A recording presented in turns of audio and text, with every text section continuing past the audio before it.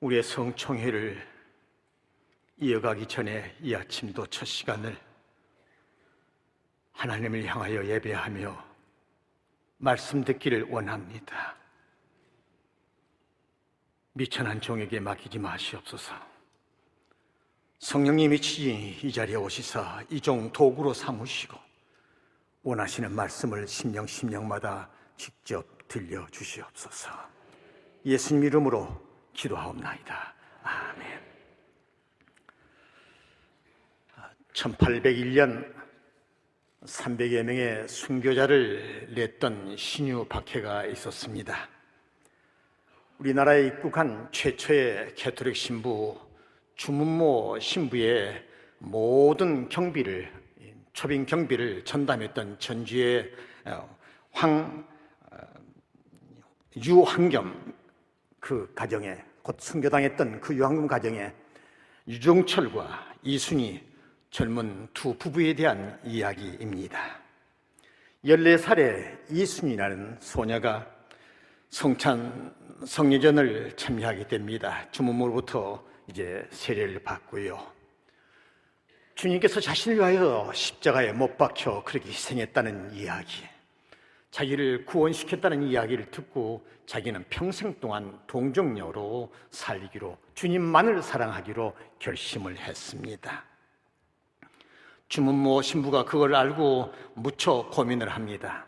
그런데 유황겸의 아들 유종철이 그 소년도 똑같이 거의 같은 시간에 이 주문모 신부에게 자기의 심정을 토로하면서 평생 동안 자기는 결혼하지 않고 주님만을 위해서 헌신하겠다고 다짐합니다. 주문모 신부는 그때 사회적인 여건을 생각하면서 그 두 부부를 결혼을 시킵니다. 단 조건입니다. 동정, 수절을 같이 부부 생활을 하지 말고 주님만을 위해서 한번 섬겨보라고 무거운 숙제를 안겨주었습니다. 4년 동안 그들은 젊은 나이에 부부로 살면서 이성의 유혹을 다 뿌리치면서 오직 주님만 사랑하는, 그리고 마침내는 유황경을 비롯해서 이제 그 박해가 될 때에 결혼 4년 만에 순교를 당하게 됩니다. 바로 이 얘기는 전주에서 한일장신도로 가는 길에 치맹자산이라고 있습니다. 치맹자란 말은 순교자란 말입니다. 그 산에 가면 유황겸의 가족 순교를 당한 8식구가 합장되어 있는 묘가 있습니다. 거기에 가면 이런 얘기가 자세하게 써 있습니다. 18살이 된 이순이 순교를 당하면서 어머니에게 편지를 씁니다. 어머니, 못난 자식이었습니다. 하지만 주님의 특별한 은총으로 순교의 열매를 맺는 날이면 어머니께서도 자랑스러운 자식을 두었다고 여기실 것입니다.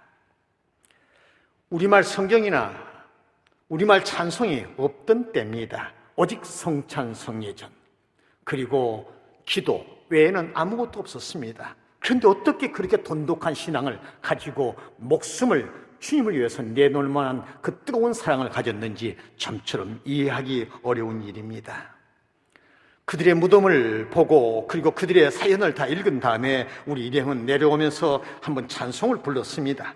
웬 말인가, 날 위하여 주 돌아가셨나, 이 벌레 같은 날 위해 큰 해 받으셨나, 내 지은 죄 다 지시고 못 박히셨으니 웬일인가, 웬 은혜인가, 그 사랑 크셔라. 늘 울어도 눈물로써 못 갚을 줄 알아. 몸밖에 드릴 것 없어 이 몸 바칩니다. 이 찬송이 구원의 감격을 깨닫고 거침없이 불렀던, 주님을 영접하고 세례를 받으면서 또는 구원을 받는 걸 확인하고 우리가 읊었던 첫사랑의 고백임에 틀림이 없었습니다. 그러나 주님을 향한 이 첫사랑의 고백이 지금 우리에게서 퇴색되고 희미해지고 아무런 광채가 나타나지를 않고 있는 그 사실을 발견하면서 착잡한 마음으로 하산을 했습니다. 요한계시록의 1장 1절은 66권 어디에서도 볼 수 없는 매우 독특한 말씀입니다. 예수 그리스도의 계시라, 바로 우리 주님께서 친히 나타나셔서 하신 말씀 아라리 그대로 사도 요한이 그대로 적어서 우리에게 전해주신 말씀입니다. 7교회는 지상에 있는 모든 교회의 모형으로서 등장하고 있었습니다. 그런데 에베소 교회에게 주신 말씀은 매우 독특할 뿐만 아니라 그 말씀은 바로 우리 한국 교회에 주신 하나님의 말씀이었습니다. 이 말씀을 1절부터 7절까지 있는 말씀을 추리면 다음 5가지의 키워드가 나옵니다. 주님께서 알고 계신 칭찬의 항목들, 둘째는 책망의 내용, 셋째는 단호한 명령, 넷째는 경고하시는 내용, 다섯째는 격려와 약속입니다. 주신 본문의 말씀을 오늘의 에베소 교회, 바로 우리 한국 교회에 맞게 쉬운 말로 번역해서 옮기면 다음과 같습니다. 나는 내가 한 일과 내 수고와 인내를 잘 알고 있다. 또 내가 악한 자들을 용납할 수 없었으며 우죽순처럼 너희 땅에서 일어나 행세하던 이단들을 시험하여 그들의 허위를 가려는 일도 잘 알고 있다. 너는 잘 참고 내 이름을 위하여서 견디어냈으며 낙심한 일이 없었다. 그러함에도 불구하고 너를 책망할 것이 있나니 너희가 내게 보여주었던 처음 사랑을 버렸느니라. 그러므로 어디서 그 첫사랑의 연줄이 끊어졌는지를 깊이 살펴보고 회개하라. 처음 행위를 회복하라. 만일 그러하지 아니하고 회개하지 아니하면 내게서 타오르고 있는 교회의 촛대를 그 자리에서 옮기리라. 오늘 이 말씀의 핵심은 첫사랑의 회복입니다. 여기서 말하는 첫사랑은 인간 사회에서 흔히 느끼고 경험한 그러한 사랑이 아닙니다. 육체나 정신적인 조건을 바로 채우고 싶어서 나누는 그런 사랑이 아닙니다. 내게 불리할 때는 외면하고 내게 유리할 때는 달려가는 그런 변태적이고 그리고 유한적인 사랑이 아닙니다. 첫사랑에 대한 사전적 의미는 처음으로 느끼거나 맺는 사랑을 말합니다. 그러나 우리 주님이 회복을 촉구하신 이 처음 사랑은 생과 사를 판가름하는 관계성의 사랑입니다. 나를 위하여 그 몸을 다 찢기시고 그 몸에 물 한 방울 없이 다 흘리신, 그리고 나를 살려주신 그 경이로운 희생, 곧 아가페의 사랑을 깨닫고 무릎을 꿇고 그 앞에서 충성을 맹세했던 바로 그 사랑입니다. 1990년까지 우리의 귀를 현란하게 만들 정도로 아름다운 어휘는 한국교회가 모두 다 차지하고 있었습니다. 선교사상 기적을 이룬 교회, 교단마다 세계에서 가장 큰 교회가 있는 한국교회, 어느 나라도 따라올 수 없는 새벽기도회가 보편화되어 있는 한국교회, 세계에서 두 번째로 많은 선교사를 파송한 한국교회, 참으로 아름다운 찬사는 우리 모두 이 한국교회의 것이었습니다. 주님을 향한 우리의 사랑, 주의 경고할 때 있었던 말들입니다. 그러나 지금 우리는 위기에 직면해 있습니다. 우리 교회의 성장은 멈추기 시작했습니다. 사회로부터 부정적인 지탄이 지금 끊이지를 않고 우리에게 들려오고 있습니다. 노예와 총에 접수된 고소, 고발이 헤아리기를 어렵습니다. 명성을 차지하던 목회자들이 지금 법정에 서 있습니다. 재정적인 어려움이 각 교회마다 엄습해 오고 있습니다. 물질과 이성과 명예와 권력의 탐욕이 교회 지도자들을 몹시 괴롭히고 있습니다. 이단들은 때를 만난 듯 춤을 추고 있습니다. 이러한 위기의 조짐이 보이는 오늘, 우리들을 향한 주님의 말씀, 그 말씀에 귀를 기울여야 하겠습니다.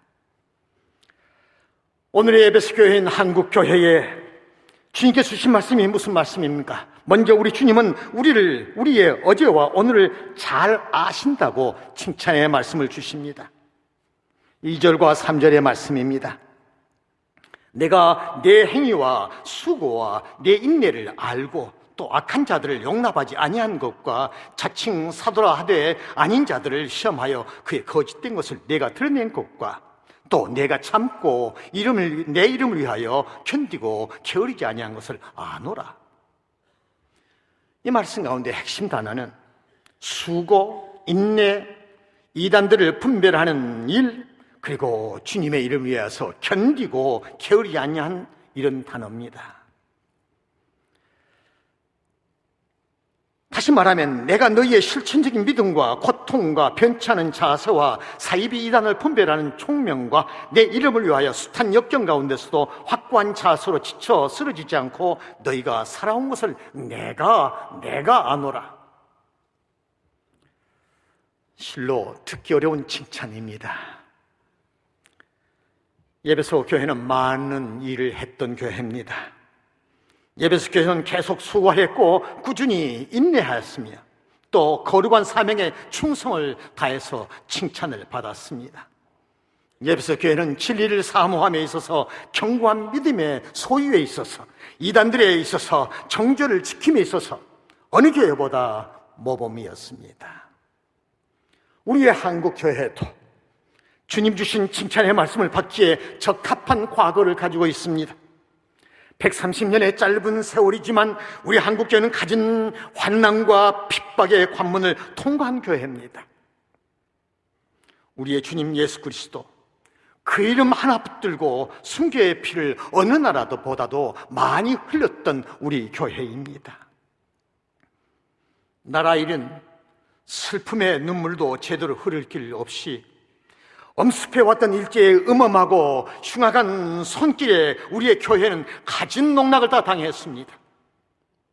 그들은 신사참배를 비롯하여 하나님의 말씀의 전파까지 억압했던 사탄의 무리들로서 36년 동안 우리를 괴롭혔습니다. 그때 우리 교회는 나라와 나라의 구원과 내 개인의 구원을 구분하지 않고 주님의 자비를 구하면서 눈물을 흘리고 호소를 했습니다. 그뿐만이 아닙니다. 광복의 기쁨을 누리기도 전에 하나님의 존재마저 부정한 공산주의자들의 침략으로 6.25라는 칠같이 어두운 현장에서 우리는 순교의 피를 흘릴 수밖에 없었습니다. 세계에서 가장 비참한 처지에 놓인 나라로 우리는 추락하고 말았습니다. 그때 우리 한국교회는 발길이 멈추는 피난길마다 천막을 치고 모여서 하나님을 예배하고 기도하면서 하나님의 도움을 애절하게 울부짖고 울부짖었습니다. 우리는 가장 비참한 육신의 생활을 지탱하면서도 하나님을 향한 우리의 청한 기도와 찬송은 하나님의 마음을 움직이고 있었습니다. 주의 십자가를 쳐다만 보아도 눈물을 흘리고 그리고 그렇게 가슴 아파했던 순박하고 그리고 주님 사랑의 넘침이 우리 가슴을 늘 차고 있었습니다. 그뿐만이 아닙니다. 얼마나 많은 이단들과 터무니없는 교주들이 우리의 주변에서 날뛰었고 지금도 날뛰고 있습니까? 그들의 가문이서는 우리의 교인들을 지독하게 끈질기게 유혹했습니다. 그러나 우리 교회는 주님이 주신 지혜의 말씀과 그 지혜에 의해서 슬기롭게 대처하면서 큰 상처를 받지 않고 오늘까지 건재합니다. 세계의 도처를 향한 선교의 불길은 세계교회를 놀라게 했습니다. 생각하면 대견스럽고 자랑스럽습니다. 한국교회의 목사가 되고 장로가 된 것이 아주 자랑스럽습니다. 우리 주님은 이러한 사실을 단순한 어떤 기록에 의하지 않고 우리 가운데 계시면서 우리를 지켜주시면서 하나의 항목도 빼지 않고 모두 다 주님께서 알고 계신다는 그런 칭찬의 말씀입니다.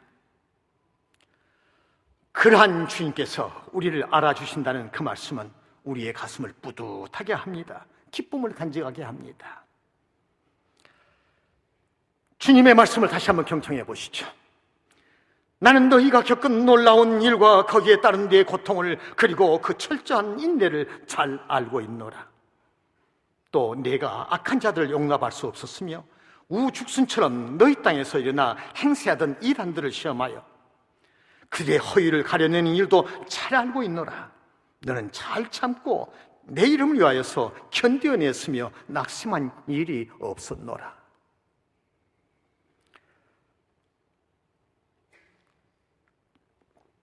주님께서는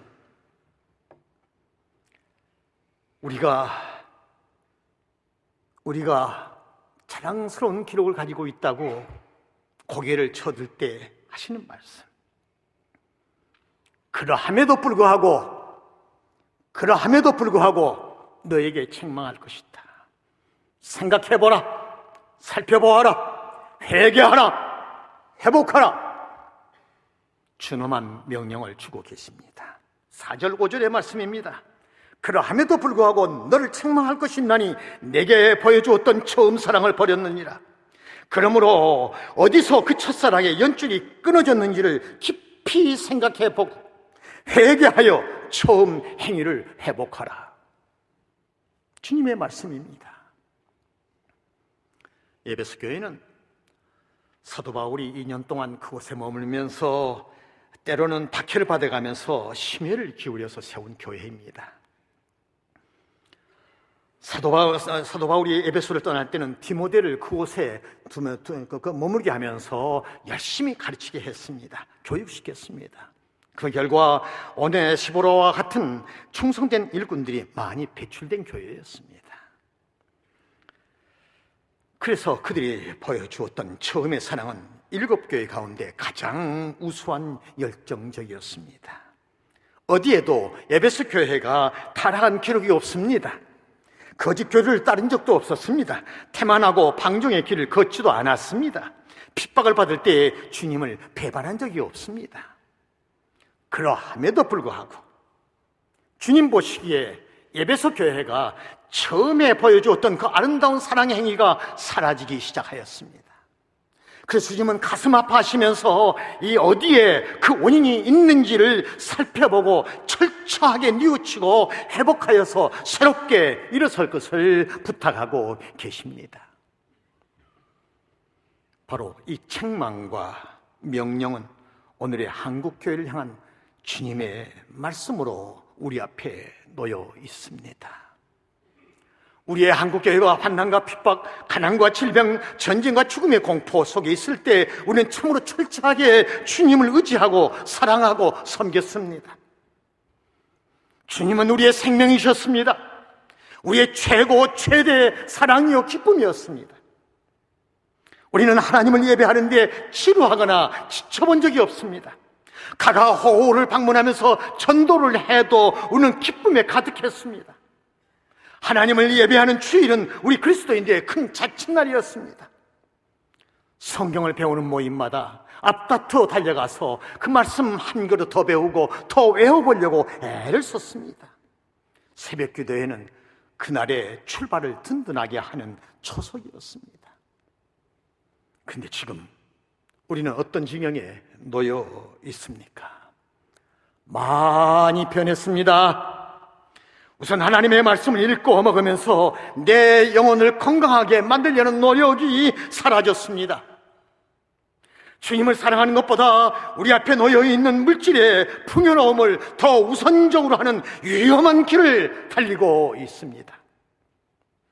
주님의 십자가를 쳐다보면서 내 탓입니다 하던 그 자세가 없어지고 오히려 이것은 내 탓이다 하면서 비방과 고성을 지르면서 지금 다투고 있습니다. 주님이 보여야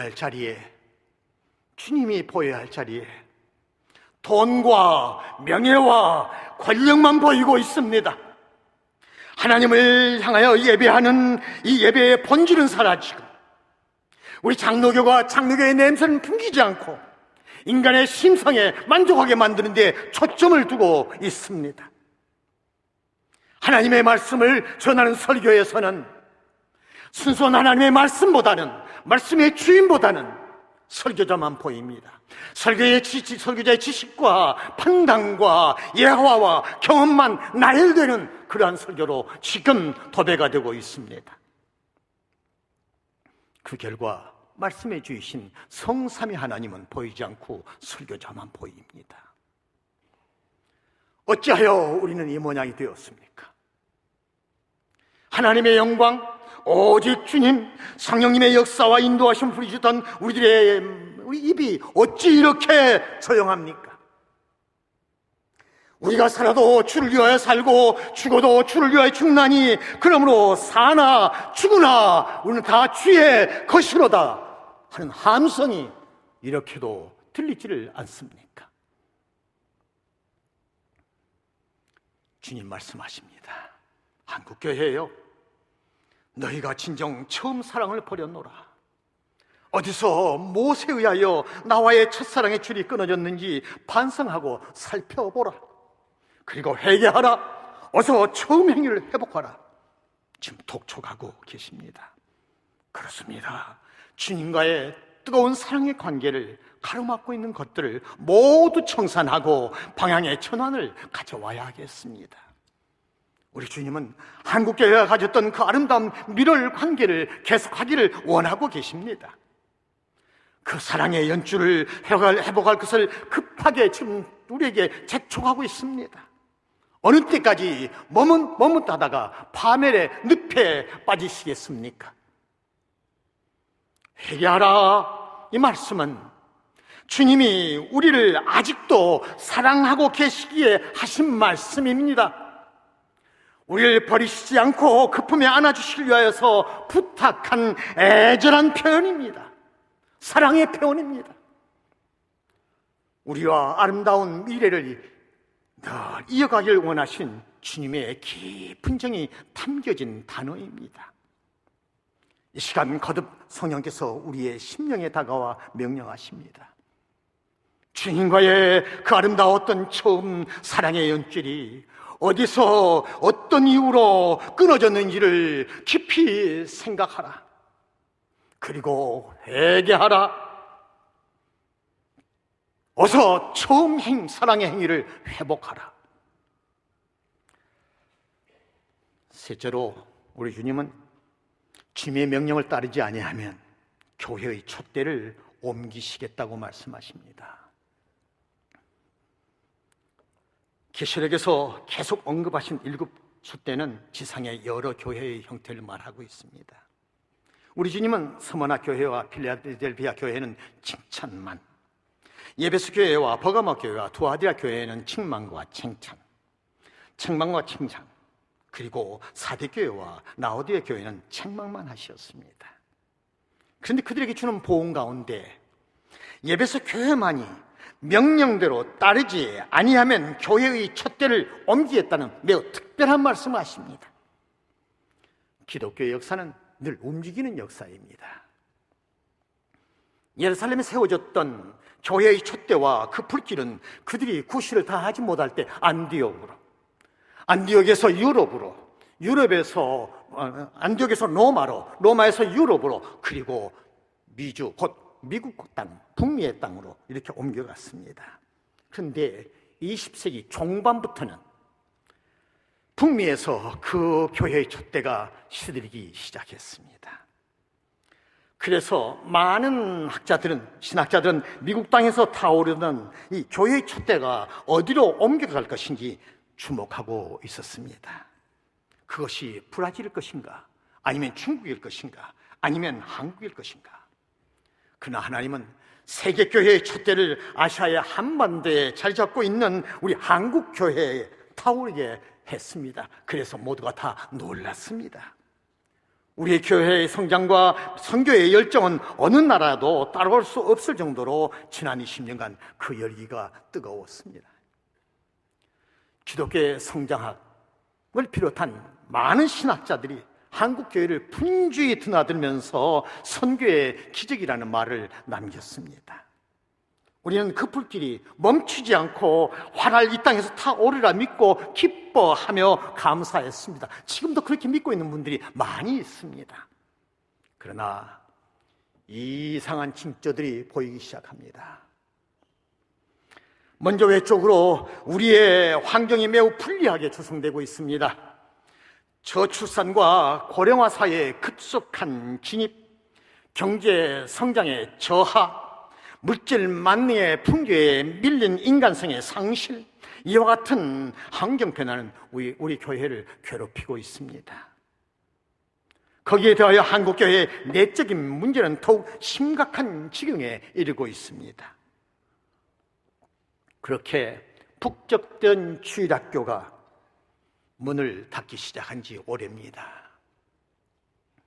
교회의 주역들이 이제 은퇴를 하고 천국행 열차를 기다리고 있습니다. 그 자리를 다음 세대가 메꿔주지를 못합니다.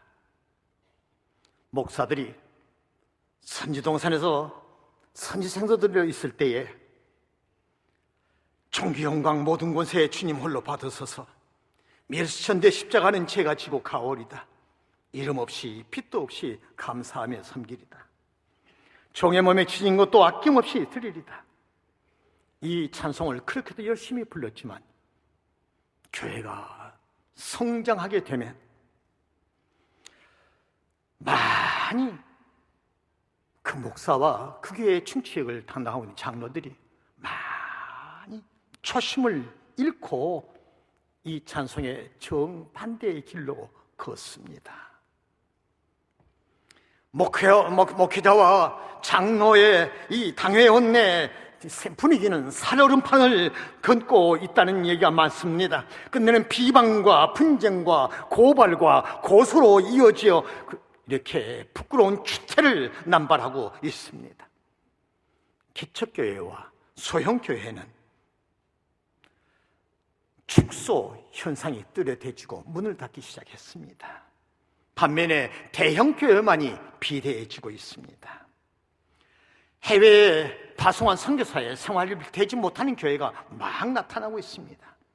최근에는 거대한 예배당을 지어놓고 은행의 부채 상환에 시달리다 못해서 경매 예배당들이 막 속출하고 있습니다. 막 나오고 있습니다. 그 중에 하나가 우리 교단의 교회가 있습니다. 이러한 현장을 취재한 어느 매스컴은 이 현실은 외형적인 성장에 집착하는 한국교회의 타락을 보여주는 대표적인 장면이라고 보도하고 있습니다. 교회 경매와 개신교의 몰락이라는 제목의 어느 기사에서는 어쩌면 2015년에는 천주교 신도 숫자가 개신교 신도 숫자보다 더 많아질 수도 있을 텐데 아직까지도 자신들의 타락을 진심으로 인정하고 변화하지 않는다면 이건 한마디로 구제불능이 아닐까 하는 보도를 하고 있습니다. 어느 미래학자는 이 거대한 파도를 제대로 한국교회가 넘지 못하면 한국의 개신교는 기독교 역사상 가장 빠르게 몰락한 교회로 교회의 역사에 남게 될 것이라고 말하고 있습니다. 생각해 봅니다. 우리가 주님과의 처음 사랑을 회복하지 않고 주님의 자리에서 밀어낸다면 주님은 촛대를 그 자리에서 옮기실 수밖에 없습니다. 만일 주님께서 한국교회에서 물러나시고 교회의 촛대가 이 땅에서 사라진다면 우리도 저 유럽의 교회들 같이 썰렁한 모습으로 폐허의 공간으로 남게 될 것입니다. 기쁨과 평화는 어둠 속에서 헤매게 될 것입니다.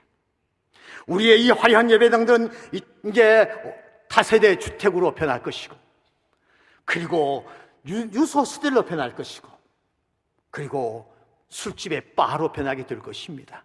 유럽에서는 벌써, 미국에서도 벌써 그런 현상이 나타났습니다. 우리 앞에 몰아친 이 거대한 파도를 어려움이 없이 넘길 수 있는 길이 어디에 있습니까? 어렵게 보이지만 어렵지 않습니다. 우리 주님 말씀하신 대로 우리의 어제와 오늘을 성찰하면서 섬세하게 살펴보십시다. 새롭게 거듭나는 회개의 통곡을 하십시다. 그리고 우리 교회가 주님 앞에 보여드렸던 처음 사랑을 회복하십시다. 이것이 주님의 뜻이며 요구이며 명령입니다. 우리의 교회가 다른 모든 목표를 다 버리고 오직 목표를 하나님의 영광에 초점을 두어 보십시다. 그리고 주님의 사랑으로 충만한 삶을 회복해 보십시다. 그럴 때 어찌 우리 주님이 우리의 교회의 촛대를 옮기시겠습니까? 오늘의 에베소 교회인 한국교회가 주님의 명령을 따른다면 어떤 결과가 우리에게 주어집니까?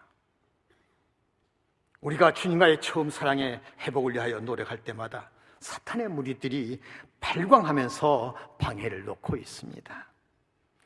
하나님이 주신 선한 양심과 믿음과 희망을 늘 흐리게 하는 사탄의 방해가 많습니다. 바로 이 싸움터에서 주님께서 도와주셔야 되겠다는 도움을 요청하십시다.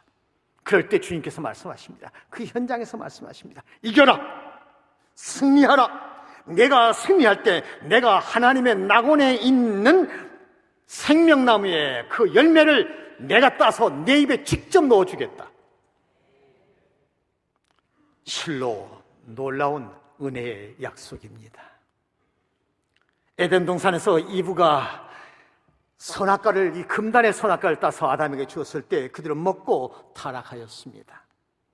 그러나 우리가 처음 사랑을 회복한다면 두 번째 아담인 우리 주님 직접 하나님의 낙원에 있는 생명나무의 열매를 따서 신부로 비유된 우리의 교회에 먹여주시겠다는 말씀입니다. 그리고 영원히 살게 해주시겠다는 말씀입니다. 이 땅에 어떤 사연이 이렇게 장엄하고 기쁨의 극치를 이룰 수 있겠습니까? 주님 다시 오실 때까지 한국교회가 주님이 직접 주신 생명나무의 열매를 먹고 하나님의 낙원에 머물면서 기쁨을 향유할 수 있기를 우리 주님은 지금도 학수고대하고 계십니다.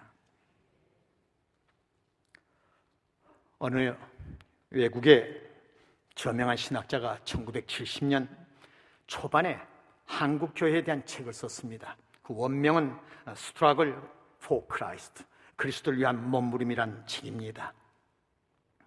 그분은 한국교회가 주님을 뜨겁게 사랑하면서 가졌던 그 사랑의 처음 행위를 한국교회의 5대 특징이라 하면서 다음과 같이 말했습니다. 첫째, 하나님을 예배하기 위해서 그 모여드는 열심. 주일, 낮, 밤, 수요, 금요, 새벽 모여드는 그 열심. 둘째는 하나님의 말씀을 사모하는 성경 공부, 영혼의 양식 말입니다. 셋째는 이웃의 영혼을 불쌍히 여기면서 찾아가는 전도의 열심. 넷째는 세계의 어느 교회도 따라올 수 없고 모방할 수 없는 기도의 열정. 다섯째는 외국에서는 좀처럼 보기 드문 11조 생활. 이 모두는 진정 주님을 사랑하기에 스스로 우러나와서 실천했던 아름다운 사랑의 처음 행위였으며 땀과 눈물이 서린 몸부림이었습니다. 그때 우리 모두는 그리스도의 사랑과 평강과 정의가 살아 숨쉬는 것을 체험했습니다. 교회에 쳤다가 세계를 향하여서 활을 타르고 있음을 실감하였습니다. 이러한 특성들이 우리 교회가 에베소 교회처럼 성장을 하는데 동력이었다면 우리가 회복해야 할 항목들임에 틀림이 없습니다. 이 항목들은 주님과의 첫사랑을 속삭이면서 있었던 행위들입니다. 다시 꽃을 피워야 됩니다. 주님은 이 사랑의 처음 행위를 보면서 오늘의 한국교회를 허락하셨는데 그 사랑이, 그 성스러운 행위가 세속화되어가고 사라져가고 있는 이 안타까운 심정으로 우리의 하신 말씀이 살펴보라! 어디에 그 이유가 있느냐 살펴보라! 회개하라! 회개하고 돌이키라! 그리고 첫사랑의 행위를 회복하라. 그리하면 교회의 촛대를 옮기지 아니하실 뿐만 아니라 지금까지 경험해보지 못했던 놀라운 은혜를 우리 한국 교회에 주시겠다고 약속하십니다. 다시 한번 주님의 말씀을 경청하십시다. 내가 내 행위와 수고와 내 행위를 인내를 알고 또 악한 자들 용납하지 아니한 것을 잘 아노라. 또 내가 참고 내 이름을 위하여 견디고 게으르지 아니한 것을 아노라.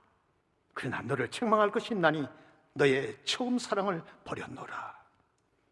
그러므로 어디서 떨어졌는지를 생각하고 회개하여 처음 행위를 갖추라. 만일 그리하지 아니하고 회개하지 아니하면 내가 내게 가서 내 촛대를 그 자리에서 옮기리라. 귀 있는 자는 성령이 교회들에게 하시는 말씀을 들을지어다.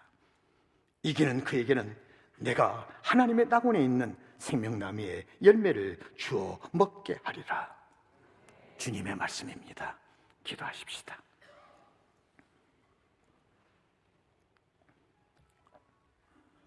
하나님, 이 아침 우리 주님께서 친히 계시하신 말씀 들려주심을 감사합니다. 오늘의 예배에서 교회로 전락한 바로 우리 한국 교회, 칭찬보다는 주님의 책망과 주님의 부탁과 주님의 약속에 눈을 기울이게 해 주시옵소서. 과거에 집착하여 자만하지 않게 해주시고 이제 새롭게 살펴보고 회개하고 회복하게 해 주시옵소서. 이 성총회를 통하여서 우리의 교단뿐만 아니라 우리 한국의 전체가 새롭게 일어서는 성령님의 놀라운 제2의 폭발을 우리에게 허락해 주시옵소서. 예수님 이름으로 기도하옵나이다.